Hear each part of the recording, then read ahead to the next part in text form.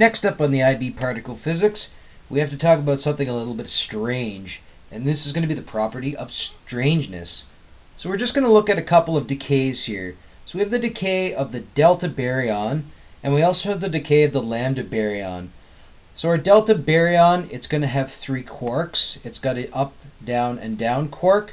And our lambda baryon also has 3 quarks. It's going to have an up quark, a down quark, and it's going to have this little fellow here, this S quark, or the strange quark. Let's look at this for a second. So it's asking us about conservation rules. Is charge conserved?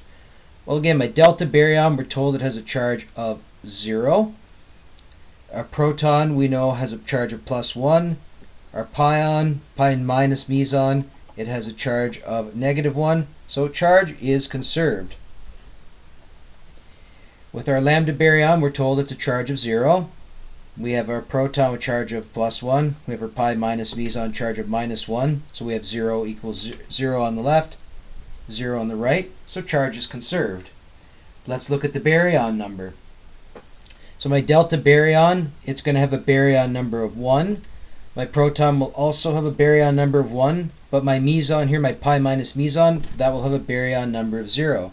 So both sides, we have a total baryon number of 1. The baryon number is conserved. And in our lambda baryon, the lambda baryon will have a baryon number of 1, the proton will have a baryon number of 1, and the pi minus meson will have a baryon number of 0. So we still have 1 on the left, 1 on the right. So we're going to have baryon number also conserved here.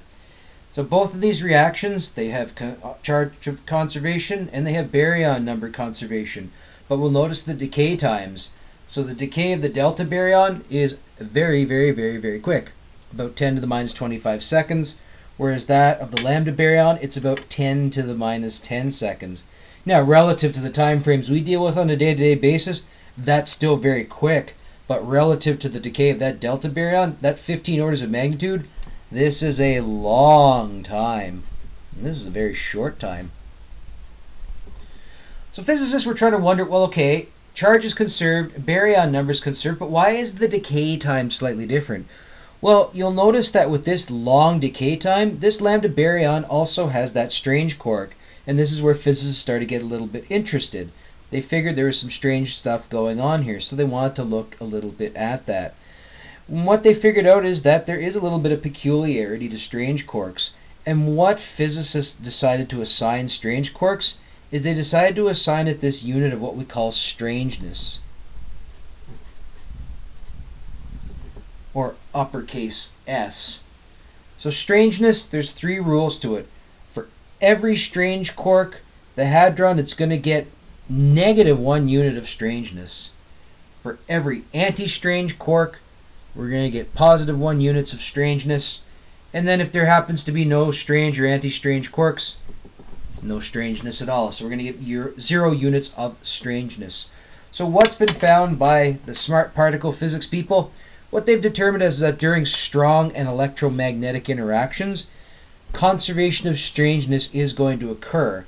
But during interactions with the weak nuclear force, what they've found is that there is going to be a violation of the conservation of strangeness. So the total strangest number before the reaction is going to be different than the total strangest number after the reaction. And what physicists have determined is that vast difference in the lifetimes of decays, it's actually attributed to this strange quark. So let's look at a really quick, simple example on this. So we have this decay. So we have this sigma minus meson. It decays into a neutron plus, or sorry, that's not a sigma minus meson. Sorry, it's a sigma minus baryon. So that is going to decay into a neutron and a pi minus meson. So we want to find out whether it takes place through the electromagnetic, the weak, or the strong interaction. Well, we know for electromagnetic and strong interactions, we'd have conservation of strangeness. If we have a weak interaction, we know that there's not going to be conservation of strangeness. So the first thing, or actually the main thing we're going to be doing, is we're going to look at the conservation of strangeness.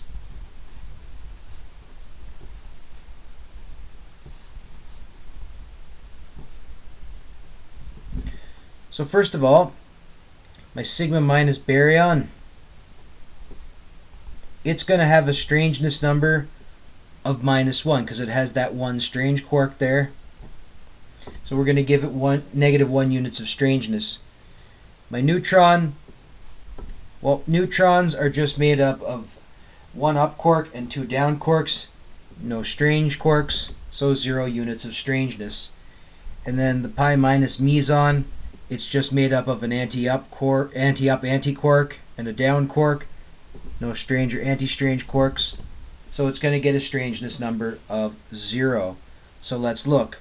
On the left side, for my sigma minus baryon, I have a strangeness number of -1. And on the right side, I have a strangeness number of 0 for the neutron and for the pi minus meson. Well, guess what? This is not conserved. Because we don't have conservation of strangeness, we can say that this interaction is taking place via the weak nuclear force. So since strangeness is not conserved,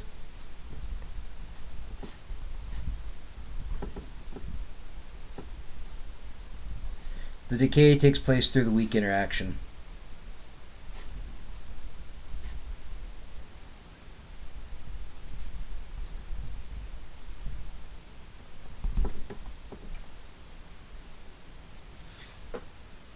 And that concludes our introduction to the world of strangeness from the quantum mechanical perspective.